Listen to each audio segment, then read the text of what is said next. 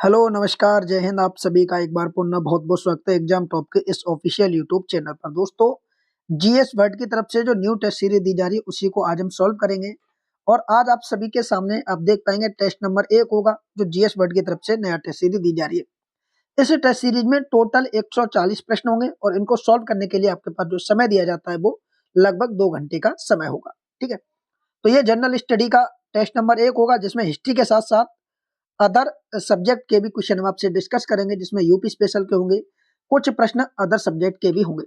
तो आइए देखते हैं कि जीएस वर्ड की तरफ से जो नई टेस्ट सीरीज दी गई है उसमें किस प्रकार के प्रश्नों को रखा गया है और आपके एग्जाम में ये टेस्ट सीरीज कितनी हेल्पफुल साबित होगी। तो आइए पहले प्रश्न की तरफ बढ़ेंगे। जो भी साथी पहली बार हमसे जुड़ रहे हैं वो सभी चैनल को सब्सक्राइब कर लें, जिससे किसी प्रकार की वीडियो आप सभी के सामने मिलती रहे। आइए पहले प्रश्न की तरफ बढ़ेंगे। पहला प्रश्न है कि पाषाण काल में पशुपालन के प्रमाण कहां से मिले हैं। ऑप्शन आपके सामने है, बीरभानपुर, लंगनाच, चोपनी मांडो, आदमगढ़।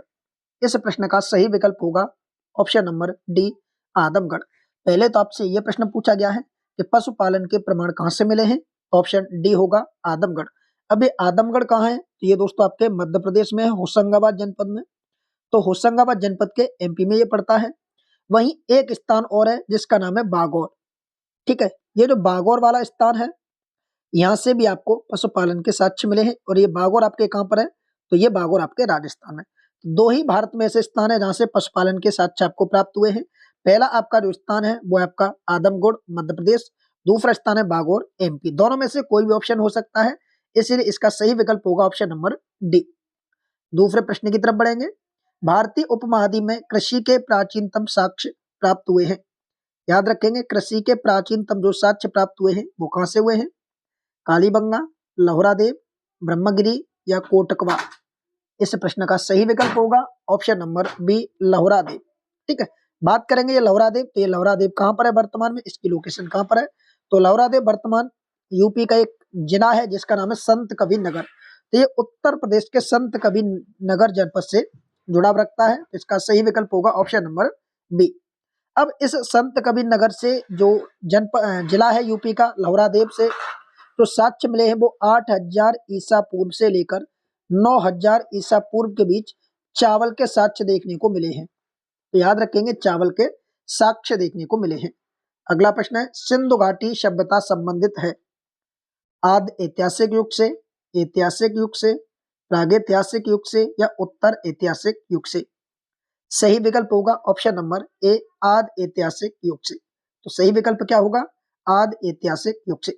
बात करेंगे यहाँ पर इतिहास की, तो इतिहास को हम 3 भागों में डिवाइड करते हैं। ठीक है, कौन से 3 भागों में डिवाइड करते हैं। पहले आता आपका प्रागैतिहासिक काल, प्रागैतिहासिक काल। दूसरा आता आपका आदि ऐतिहासिक काल, आदि ऐतिहासिक काल। तीसरा आता ऐतिहासिक काल, जिसे इतिहास बोलते हैं। तो प्रागैतिहासिक काल में कौन कौन से, तो इसमें आप याद रखेंगे पाषाण काल को हमने रखा है इसमें। ठीक है, इसमें पाषाण काल को रखा है। आदि ऐतिहासिक काल में हमने सिंधु घाटी सभ्यता को रखा है और वैदिक सभ्यता जो आप पढ़ेंगे इसमें हमने प्राचीन इतिहास, मध्यकालीन इतिहास और आधुनिक इतिहास को रखा है, जो वर्तमान में हम पढ़ते हैं। सर्वाधिक हमारे प्रश्न इसी ऐतिहासिक युग से आते हैं।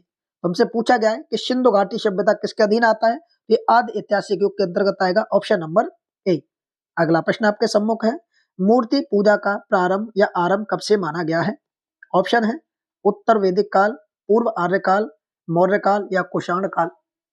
सही विकल्प होगा ऑप्शन नंबर बी, पूर्व आर्य काल। जी हाँ दोस्तों, पूर्व आर्य काल से ही भारत में मूर्ति पूजा का आरंभ माना जाता है। हालांकि सिंधु सभ्यता में भी मूर्ति पूजा का प्रचलन था। ठीक है, सिंधु सभ्यता में भी मूर्ति पूजा का जो प्रचलन आपको देखने को मिला था। तो सही विकल्प होगा ऑप्शन नंबर बी। अगला प्रश्न है, एक तरफ हड़प्पा कालीन स्थल और दूसरी तरफ नदियां दी गई हैं, आपको सुमिलित करके इसको सही करना है। बात करेंगे हड़प्पा नगर, तो हड़प्पा नगर आपका रावी नदी के तट पर था, तो पहले का तीसरा हो जाएगा। आपका कालीबंगा, ये जो कालीबंगा ये घग्गर नदी के तट पर था, तो बी का दूसरा हो जाएगा। लोथल की बात करें तो लोथल आपका भोगवा नदी के तट पर था, और रोपड़ की बात करें तो रोपड़ आपका सतलज नदी के तट पर था। तो इस प्रकार इसका जो सही विकल्प बनना चाहिए वो बनेगा, देखिए एक तो 3, 3 के बाद फिर आएगा आपका 2, 2 के बाद फिर आएगा आपका 1 और उसके बाद आएगा 4। तो जिस भी ऑप्शन में 32, 14 देखने को मिले वही हमारा सही विकल्प होगा। 32-14 आप टिक करेंगे तो देखेंगे 32-14 आपको ऑप्शन नंबर डी में देखने को मिल रहा है। अगला प्रश्न आप देखेंगे, प्रश्न नंबर 6 है। प्रश्न नंबर 6 है, आप देखेंगे वगैरह है कि निम्नलिखित वैदिक देवताओं में से किसे उसका पुरोहित माना जाता था? ऑप्शन है बृहस्पति, इंद्र, अग्नि या मारुति। सही विकल्प होगा ऑप्शन नंबर ए, बृहस्पति को। तो बृहस्पति को वैदिक देवताओं का पुरोहित माना गया है। ये आपके सामने देखा गया कि वैदिक देवताओं का जो पुरोहित माना गया है वो किसे माना जाता था? ऑप्शन नंबर ए, बृहस्पति को। अगले प्रश्न की तरफ बढ़ेंगे। 7वां प्रश्न है कि बुद्ध की मृत्यु के पश्चात प्रथम बौद्ध संगति की अध्यक्षता कहाँ की गई थी? इसका सही विकल्प आप बताएंगे। धर्मसेन द्वारा, अजातशत्रु द्वारा, महाकश्यप द्वारा या नागसेन द्वारा। सही विकल्प होगा ऑप्शन नंबर सी, महाकश्यप जी के द्वारा। इसका सही विकल्प होगा ऑप्शन नंबर सी। आइए इसी क्रम में बढ़ते हैं। त्रिपिटक निम्नलिखित में से किससे संबंधित है? तो त्रिपिटक आप बताएंगे किससे संबंधित है? हिंदुओं से, जैनियों से, सिखों से या बौद्धों से। सही विकल्प होगा इसका ऑप्शन नंबर डी, बौद्ध धर्म से। ठीक है, तो आपसे ये प्रश्न पूछा जा चुका है कि त्रिपिटक किससे संबंधित है, तो याद रखेंगे बौद्ध धर्म से संबंधित है। त्रिपिटक में 3 पिटक आते हैं, वो 3 पिटक कौन कौन से? आइए एक एक करके समझेंगे। देखिए इसमें जो 3 पिटक हैं, तीनों पिटकों के आपसे नाम पूछे जाते हैं। एक आपका विनय पिटक, ठीक है, एक आपका विनय पिटक, एक आपका सूक्त पिटक, ठीक है, एक आपका सूक्त पिटक और एक आपका अभिधम्म पिटक। कौन सा? तो अभिधम्म पिटक। तो ये 3 पिटक है, इन सब में पिटक लगा हुआ है, तो ये 3 पिटक होते हैं। ठीक है, अब ये विनय पिटक क्या है, एक एक करके इनके बारे में समझेंगे। इस विनय पिटक में नियम व आचरण के बारे में बताया गया, बौद्ध धर्म के क्या क्या नियम है, क्या क्या आचरण है, उसके बारे में बताया गया है। सूक्त पिटक की बात करें तो सूक्त पिटक में धार्मिक सिद्धांतों के बारे में बताया गया है। ठीक है, और अभिधम्म पिटक की बात करें तो इसमें दार्शनिक सिद्धांत के बारे में बताया गया है। तो तीनों ही याद रखेंगे कि त्रिपिटक किससे संबंधित है? बौद्ध धर्म से। कौन कौन से हैं? विनय पिटक, सूक्त पिटक और अभिधम्म पिटक। विनय पिटक किससे संबंधित है? नियम व आचरण की शिक्षाओं से। सूक्त पिटक धार्मिक से और अभिधम्म पिटक दर्शन से। तो ये तीनों का अलग अलग कार्य होता है। अगला प्रश्न है, भगवान महावीर का प्रथम शिष्य कौन था? ऑप्शन आपके सम्मुख है। सही विकल्प की तरफ अगर जाएंगे तो इसका सही विकल्प होगा ऑप्शन नंबर बी, जमाली। अब ये जमाली कौन था? तो महावीर जी के ये दामाद थे। ठीक है, महावीर जी के ये दामाद थे, क्योंकि इनकी एक पुत्री भी थी महावीर स्वामी जी की। उस पुत्री के पति जमाली थे, जो इनके प्रथम शिष्य भी कहलाए। अगला प्रश्न है, पाटलिपुत्र को किस शासक ने सर्वप्रथम अपनी राजधानी बनाया था? तो पाटलिपुत्र की अगर बात करें तो इसकी जो स्थापना थी वो गंगा और सोन नदी के संगम पर की गई थी, और स्थापना करने वाला व्यक्ति था उदयन। इसी कारण उदयन ने इस नगर को अपनी राजधानी बनाया। तो सही विकल्प होगा उदयन, ऑप्शन नंबर सी। इसी क्रम में अगला प्रश्न है, केवल वह स्तंभ जिसमें अशोक ने स्वयं को मगध का सम्राट बताया है। ऑप्शन आपके सम्मुख है, बताएंगे किसमें सम्राट अशोक ने अपने को स्वयं का मगध का सम्राट बताया है। सही विकल्प होगा ऑप्शन नंबर ए, भाब्रू स्तंभ। ऑप्शन नंबर ए इसका सही विकल्प होगा। ठीक है, ये भाब्रू स्तंभ का जो संबंध है ये राजस्थान से था। ठीक है, राजस्थान से। इसी में स्वयं को अकबर जो अशोक है उसने सम्राट बताया है। अगला प्रश्न है, मौर्य काल में शिक्षा का सर्वाधिक प्रसिद्ध केंद्र था। ऑप्शन है तक्षशिला, नालंदा, काशी या मथुरा। सही विकल्प होगा ऑप्शन नंबर ए, कि मौर्य काल में अगर शिक्षा का सर्वाधिक जो प्रसिद्ध केंद्र था वो आपका तक्षशिला था। वर्तमान में तक्षशिला की बात की जाए तो ये पाकिस्तान में पड़ता है, ऑप्शन नंबर ए। अगला प्रश्न है, गुप्त काल में उत्तर भारतीय व्यापार निम्न में से किस एक पत्तन से संचालित होता था? बताएंगे भड़वोच, काम्बे, कल्याण या ताम्रलिपि। 13वां प्रश्न है, इसका सही विकल्प आपको बताना है कि गुप्त काल में बंगाल में ताम्रलिपि एक प्रमुख बंदरगाह था, अर्थात ऑप्शन नंबर डी हो जाएगा, जहां से जो व्यापार था उत्तर भारत का वो इससे होता था, जिसमें आपके चीन, श्रीलंका, सुमात्रा आदि देशों से व्यापार संचालित था। तो ऑप्शन नंबर क्या हो जाएगा? ऑप्शन नंबर डी इसका सही विकल्प होना चाहिए। हालांकि एक बड़ौच बंदरगाह भी था, इससे भी काफी मात्रा में व्यापार होता था। ठीक है, आइए अगले प्रश्न की तरफ बढ़ेंगे। अगला प्रश्न आपके सम्मुख है कि एलोरा के प्रसिद्ध कैलाश मंदिर के निर्माण से कौन सा शासक या स्वर्ग संबंध रखता है? बताएंगे। यहाँ पर एक मंदिर दिया है कैलाश मंदिर, ठीक है, ये कहाँ पर है? एलोरा में। तो इसका जो निर्माण है वो किस वंश से संबंधित है? चोल, पल्लव, राष्ट्रकूट या चालुक्य।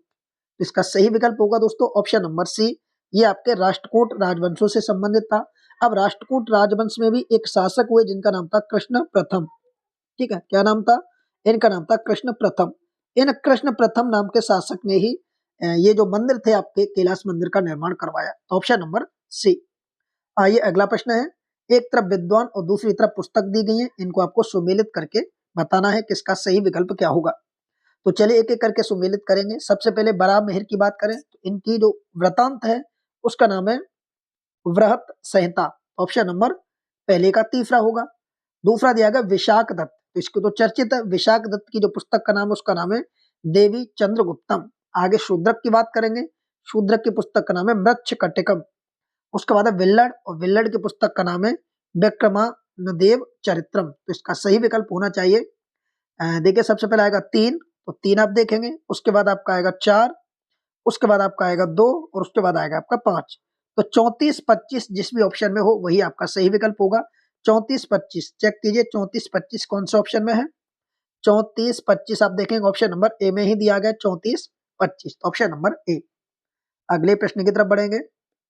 अगला प्रश्न है, निम्नलिखित में से किस महिला ने सर्वप्रथम कांग्रेस को संबोधित किया था? बताएंगे। सर्वप्रथम कांग्रेस को संबोधित करने वाली महिला कौन थी? कादम्बिनी, गांगुली, सरोजिनी नायडू, एनी बेसेंट, उपयुक्त में से कोई नहीं।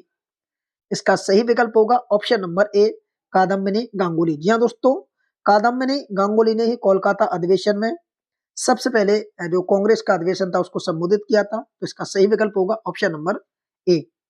आइए अगले प्रश्न की तरफ बढ़ेंगे। निम्नलिखित में से किस अधिवेशन में कांग्रेस के 7 राष्ट्रीय शब्द शामिल हुआ था? यानी कांग्रेस का जो अधिवेशन कौन सा था जिसमें राष्ट्रीय शब्द को शामिल किया गया था? ऑप्शन आप सभी के सम्मुख हैं। इसका जो सही विकल्प होगा वो ऑप्शन नंबर ए हो जाएगा, नागपुर का अधिवेशन।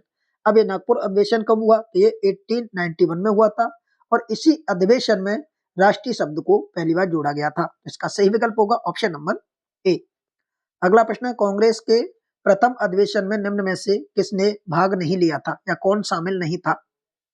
ऑप्शन है आपके सामने, दादाभाई नेहरू जी, तो दादाभाई नेहरू जी शामिल थे। फिरोज शाह मेहता, फिरोज शाह मेहता इसमें शामिल थे।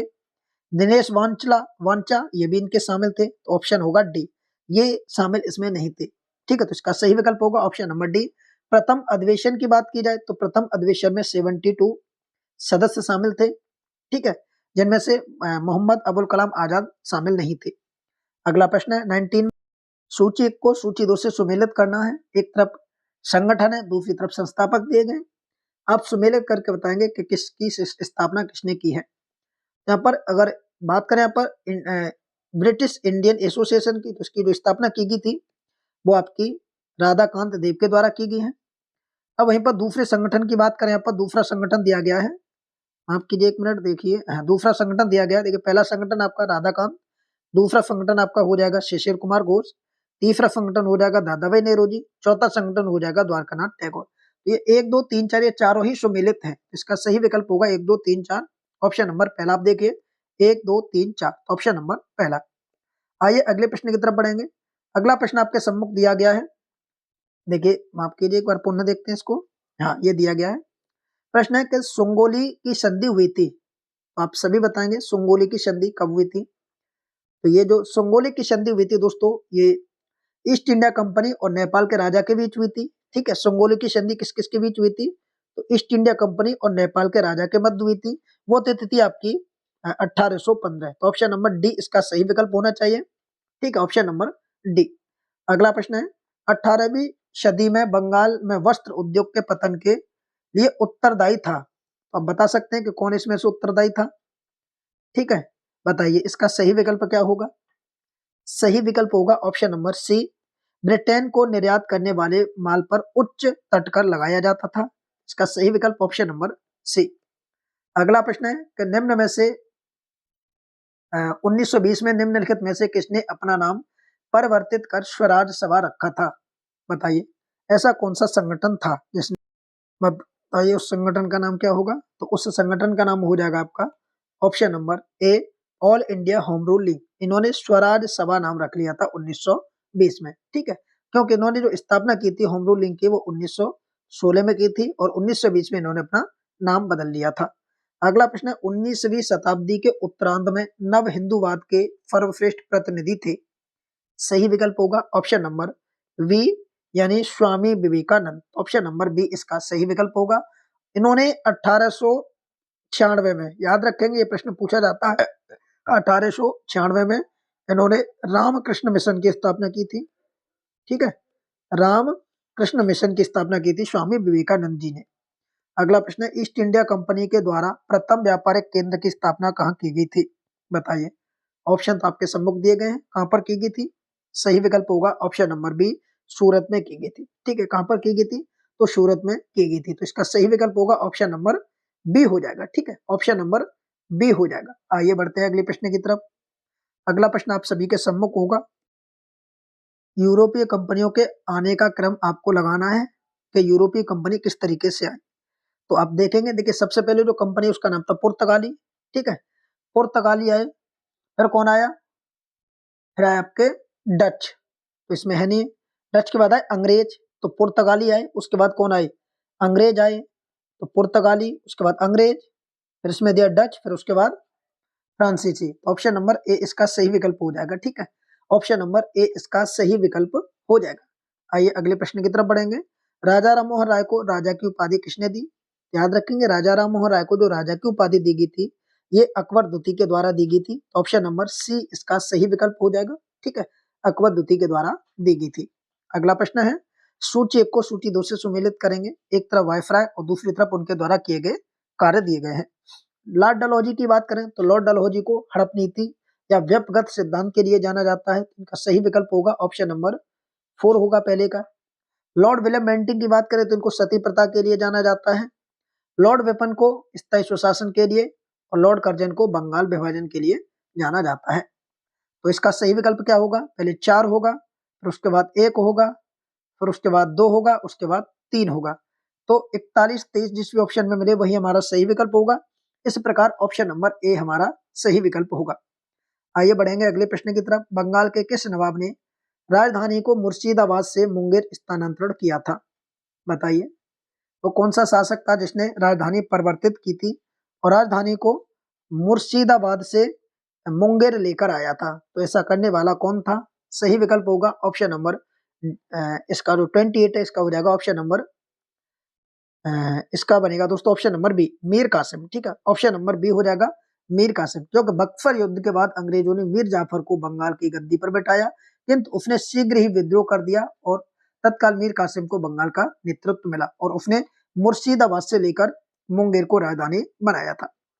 अगला प्रश्न है निम्नलिखित में से कौन सा सुमेलित नहीं है? यहाँ पर 4 ऑप्शन दिए गए, कौन सा सुमेलित नहीं है आप एक एक करके बताएंगे।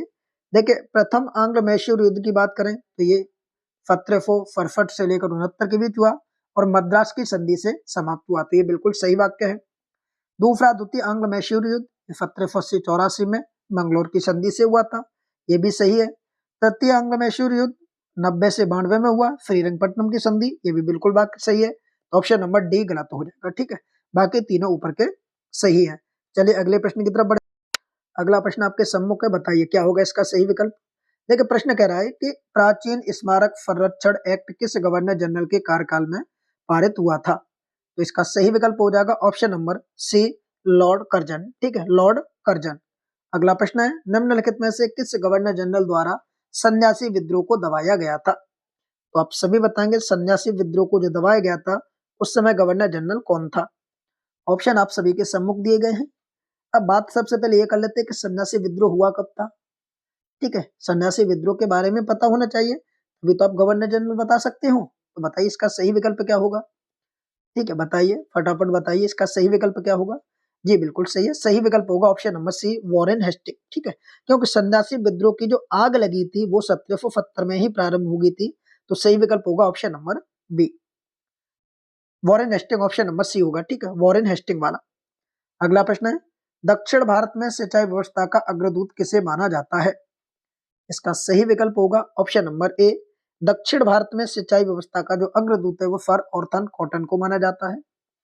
अगला प्रश्न है मेरठ छावनी विद्रोह किस तिथि से आरंभ हुआ था? ये तो सभी को पता है 10 मई 1857। ऑप्शन नंबर सी इसका सही विकल्प हो जाएगा 10 मई 1857 को। अगला प्रश्न है, निम्न में से कौन सुमेलित नहीं है? एक तरफ स्थल, दूसरी तरफ नेतृत्व कर्ता दिए गए हैं। बात करेंगे दिल्ली की, तो दिल्ली से बहादुर शाह जफर के द्वारा किया गया था। लखनऊ से बेगम हजरत महल के द्वारा, फैजाबाद से मौलवी अहमदुल्ला द्वारा, और कानपुर से अगर बात की जाए तो कानपुर से नाना साहब ने किया था। किसने किया था? याद रखेंगे सभी साथीगण, नाना साहब और इनके साथ तात्या टोपे, इन दोनों ने कानपुर से नेतृत्व किया, इसीलिए ये गलत है, बाकी सभी सही है। अगला प्रश्न है, सूची 1 को सूची 2 से सुमेलित करेंगे। बात करें लाल महल, तो लाल महल का जो निर्माण था वो बलबन ने करवाया। अढ़ाई दिन के झोपड़े की बात करें, कुतुबुद्दीन ऐबक ने करवाया। जनापनाह नगर की बात करें, मोहम्मद ने, और अढ़ाई ये जो हौजे खास है ये अलाउद्दीन खिलजी ने। तो पहले का दूसरा और दूसरे का तीसरा, तो ये हो जाएगा 23-14। 23-14 जिस भी ऑप्शन में हो आप एक बार देखिए, 23-14 आपको देखने को मिलेगा, ऑप्शन नंबर सी 23-14। आइए अगले प्रश्न की तरफ बढ़ेंगे। अगला प्रश्न है, इनमें से कौन सही विकल्प नहीं है, यानी इनमें से कौन सा सही सुमेलित नहीं है? तो इसका सही विकल्प आपको बताना है। दीवाने मुस्तकराज, ये बिल्कुल सही है अलाउद्दीन खिलजी से। दीवाने कोही, ये मोहम्मद बिन तुगलक से, ये भी सही है। दीवाने अर्ज, ये भी बलबन से सही है, तो ऑप्शन नंबर डी गलत हो जाएगा। नायब ए मुमलकित नासिरुद्दीन महमूद, ये नासिरुद्दीन महमूद ने, ये पद है एक, नायब ए मुमलकित, ये जो चालू किया था ये बहरम शाह के द्वारा चालू किया गया था, बहराम शाह के द्वारा चालू किया गया था, ठीक है ये पद। इसका सही विकल्प ऑप्शन नंबर डी। अगला, निम्न में से कौन सा विकल्प सही नहीं है? यहाँ पर बताएंगे कौन सा सही नहीं है, ठीक है, एक एक करके आप सुमेलित करेंगे। सबसे पहले बात करेंगे ऑप्शन नंबर पहले की, मिनाज उल फिराज, ये बिल्कुल सही है, ठीक है। तकवात ए नाशरी, दूसरा आपका दिया है फुतजह ए फिरोज शाही, ये भी बिल्कुल सही है। तीसरा दिया किताब उल हिंद, ये भी बिल्कुल सही है अमीर खुसरो। लाख वक्स इल्तुतमिश, ये गलत हो जाएगा, क्योंकि लाख वक्स जो कहा जाता है ये कुतुबुद्दीन ऐबक को कहा जाता है, ठीक है। ये किसको कहा जाता है? तो याद रखेंगे ऐबक को कहा जाता है, ना कि इल्तुतमिश को। अगला है, सूफी संत की मान्यता थी कि भक्ति आंदोलन ईश्वर के निकट पहुंचने का एकमात्र साधन है। ये किसकी एक तरीके से वो थी, भावना थी, ये थी मोहिउद्दीन चिश्ती। यानी मोहिउद्दीन चिश्ती कहते थे कि अगर आपको ईश्वर के निकट पहुंचना है तो आपको संगीत का सहारा लेना पड़ेगा, तो ऑप्शन नंबर ए। अगला प्रश्न है, निम्न में से कौन से मध्यकालीन भारत के प्रसिद्ध विद्वता थे? यहाँ पर पूछा प्रसिद्ध विद्वता, तो बताएंगे कौन से थे वो। तो आइए समझते हैं वो कौन कौन से प्रथम विद्वता थे जो इससे जुड़े हुए हैं। देखिए यहाँ पर एक एक करके बात करेंगे, आइए सबको समझते हैं। पहला देखिए, जो विज्ञानेश्वर थे ये भी बहुत बड़े विद्वता थे। दूसरे नंबर पर हेमाद्रि भी बहुत बड़े विद्वता थे। जीतूम वाहन भी बहुत बड़े विद्वता थे। यहाँ पर राजशेखर, ये कवि थे, ठीक है। कौन थे ये? कवि थे, लेखक थे। इन्होंने एक रचना की थी जिसका नाम था कर्पूर मंजरी, ठीक है, कर्पूर मंजरी। ये किसकी है? तो आपसे पूछ सकता है कर्पूर मंजरी किसकी है, तो याद रखेंगे ये राजशेखर की थी। तो इसीलिए 1, 2, 4 इसका सही विकल्प ऑप्शन नंबर सी होगा। अगला प्रश्न है कि मध्यकालीन भारत में मनसबदारी प्रथा किसके लिए चालू की गई थी? याद रखेंगे जो मनसबदारी प्रथा चालू की गई थी ये किसके लिए चालू की गई थी? तो दोस्तों ये की गई थी सेना में भर्ती करने के लिए, ऑप्शन नंबर ए। अगला प्रश्न है, शिवाजी के अष्टप्रधान का कौन सा सदस्य विदेशी मामलों की देखरेख करता था? तो विदेशी मामलों की जो देखरेख करता था उसका नाम था सुमंत, ऑप्शन नंबर डी। कौन था? ऑप्शन नंबर डी इसका सही विकल्प होगा। आइए बढ़ते हैं अगले प्रश्न की तरफ। प्रश्न है कि कौन सा सुल्तान भारत में नहरों का जाल बिछाने के लिए प्रसिद्ध है? यानी नहरों के निर्माण के लिए कौन सा सुल्तान प्रसिद्ध हुआ? सही विकल्प होगा option number C, Firoz Shah Tughlaq, ठीक है, फिरोज शाह तुगलक। अगला प्रश्न है, निम्न पर विचार कीजिए, तुगलकाबाद का किला, लोधी गार्डन, कुतुब मीनार, फतेहपुर सीकरी, इनका सही क्रम आपको लगाना है, ठीक है। काल क्रम के आधार पर आपको सुमिलित करना है। आइए एक एक करके समझेंगे। देखिए सबसे पहले इसमें जो निर्माण हुआ है वो कुतुब मीनार का हुआ है, और इसका जो निर्माण था वो 1192 के आसपास हुआ है।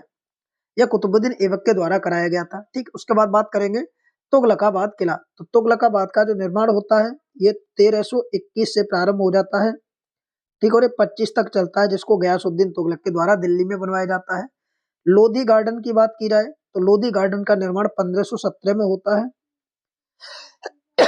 ठीक है, माफ कीजिए। अगला है फतेहपुर सीकरी, इसका निर्माण जो होता है वो 1569 में अकबर के द्वारा होता है। तो अब आप इसको क्रम में लगाएंगे तो आप देखेंगे सबसे पहले आपका आएगा 3 नंबर। तो 3 नंबर आपका देखिए इसमें नहीं है, इसमें भी नहीं है। 3 नंबर के बाद जो आपका आता है वो आएगा आपका 1 नंबर। तो 1 नंबर देखिए किसमें, ऑप्शन नंबर बी में दिया गया है और ए में भी दिया गया है। फिर उसके बाद आएगा आपका 2, फिर आएगा 4, तो ऑप्शन नंबर बी इसका सही विकल्प होगा। ठीक है, 3 1 2 4। आइए अगले प्रश्न की तरफ बढ़ेंगे। प्रश्न है कि निम्नलिखित युग्म में कौन सा सुमेलित नहीं है। यहाँ पर भी नहीं शब्द का दिया गया है। देखिए जहांगीर की बात करें तो विलियम हॉपकिंस, ये बिल्कुल सही है। अकबर, सर टॉमस रो, ये गलत हो जाएगा, ऑप्शन बी। उसके बाद सी भी सही होगा, डी भी सही होगा। क्यों यहाँ ये गलत हो जाएगा कि अगर बात करें सर टॉमस रो की, तो ये जो 1615 1619 के बीच में ये जहांगीर के दरबार में आया था, ना कि अकबर के में। तो ये जहांगीर के दरबार से संबंधित है और ऑप्शन में अकबर दिया है, तो यही गलत है। प्रसिद्ध विरूपाक्ष मंदिर कहाँ स्थित है या अवस्थित है? याद रखेंगे विरूपाक्ष का जो मंदिर है वो कर्नाटक में है। ठीक है, कर्नाटक के किस में? याद रखेंगे हम्पी में, ऑप्शन सी। तुंगभद्रा नदी के तट पर। अगला, धर्मत का युद्ध निम्न में से किसके मध्य हुआ था? बताइए, धर्मत का युद्ध किस किसके बीच हुआ था? इंपोर्टेंट प्रश्न है। सही विकल्प होगा ये औरंगजेब और दारा शिकोह के बीच हुआ था। और ये धर्मत का जो युद्ध लड़ा गया था वो 1658 में लड़ा गया था। ठीक है, औरंगजेब और दारा शिकोह के बीच, इसमें दारा शिकोह पराजित हुआ था। अगला प्रश्न है, निम्न में से किस एक में महत्वपूर्ण कृतियां रामचंद्रिका एवं रसिक प्रिया की रचना की थी?